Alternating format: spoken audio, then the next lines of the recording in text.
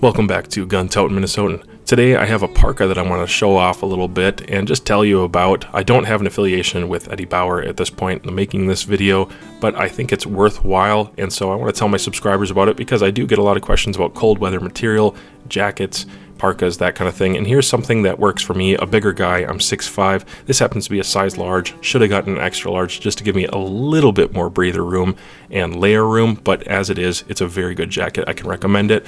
Here's some of the information that might be useful to you. It has a fill power of 650, which makes it a good in-betweener. You could go as high as 800 comfortably around those 20 below, 30 below days and be fine. But if I layer up, which is what I usually need to do, if I'm splitting wood, hiking, moving, 650 is a great fill power in my opinion, and it keeps me cold, or it keeps me warm rather, when I'm stationary, even in 20 below temperatures with my layering system. It has storm repel, super DWR, and it's waterproof, which is incredibly important. I need something to be waterproof because the weather does change, and sometimes it's warm, and sometimes it's just right at that sleeting temperature where I need a waterproof component, or I'm sitting in snow and it starts to melt, and maybe sometimes I actually sleep on the jacket, I'll lay on it. I use these pretty hard, so waterproofness matters, and so does seam sealing. These seams are sealed, and if you care, it's made out of recycled materials. Now, as you've been watching here, I'm trying to show you some of the features, like the hood, the expansion, the double zipper here, the fact that that's like huge for me because I'm into bushcraft and I'm sitting, sometimes I'm at a shooting bench or a table, and I don't want it to be tight all the way down to, about my hips, a little above my hips, into my thigh region with that tight button there. There's a button in the very front and in the very back, and I don't want it to be super tight, so sometimes I use the bottom zipper to zip it up a little bit so I can sit down comfortably. If I were to sit down as it is right there, it's just a little bit tight at the bottom, but it actually helps keep cold air out, so there might even be an advantage in that. You can see it goes quite a bit lower than those front pockets, and I think that's really hard to find for a guy who's 6'5". This isn't even a tall version.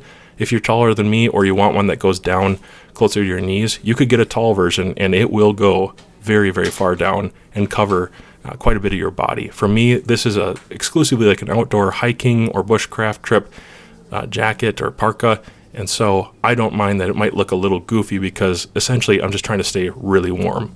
It does zip up really, really far. Obviously, I can use it as a partial face or a chin cover, and then I have a face mask that I'm going to put over most of the time. It's kind of hard to get all this crap on the way that I was putting on here.